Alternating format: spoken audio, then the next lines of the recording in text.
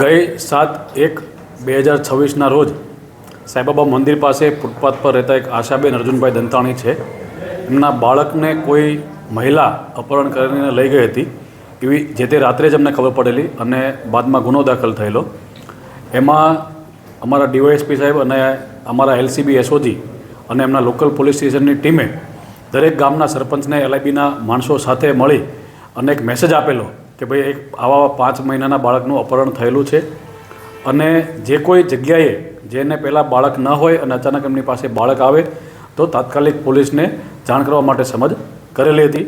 આ ગુનાની દરેક દ્રષ્ટિએ તપાસ થતી હતી તો પોલીસને એક એવી બાતમી મળી કે પનોરમા ચોકડી પાસે રહેતું એક ફેમિલી જે છે એમની પાસે બાળક નહીં હતું અને અત્યારે એમની પાસે અચાનક એક બાળક આવી ગયેલું છે.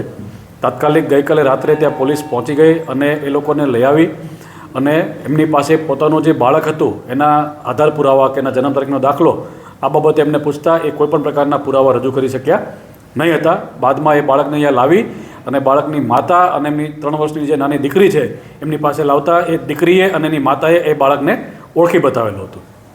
આ રીતે એ એક મહિલા જશોદાબેન અને એક સુરેશભાઈ કરીને આરોપી છે એ બંનેને પણ પોલીસે અત્યારે હસ્તગત કરેલા છે.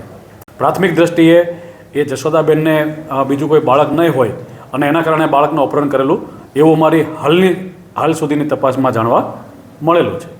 હાલોલ ડીવાયએસપીસીની અધ્યક્ષતામાં અમારી એલસીબીની ટીમ, એસઓજીની ટીમ, હાલોલ ટાઉનની ટીમ અને એમના ડિવિઝનના બીજા પોલીસ સ્ટેશન છે એ લોકોની ટીમ બનાવેલી.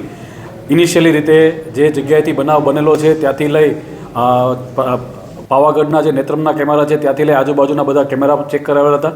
આ સીસીટીવી ફૂટેજની પણ કામગીરી ચાલુ હતી અને બધી જ ટીમોએ વારાફરતી આ બધા સીસીટીવી ફૂટેજ પણ ચેક કરેલા હતા. ગામના સરપંચોને જે જાણ કરેલી હતી કે ભાઈ આવા પ્રકારના કોઈ બાળક છે 5 મહિનાનું બાળક છે એમનું અપહરણ થયેલું છે અને કોઈની પાસે બાળક ન હોય અને અચાનક બાળક આવે એવું કોઈ ફેમિલી તમારા ધ્યાનમાં આવે તો તાત્કાલિક પોલીસને જાણ કરવા સમજ કરેલી હતી. તો આવી રીતે અમારા પોલીસને બાતમી મળી અને પોલીસે જે તે જગ્યાને વેરીફાઈ કર્યું અને બાળકને વેરીફાઈ કર્યું અને આ ગુનો ડિટેક્ટ કરેલો છે.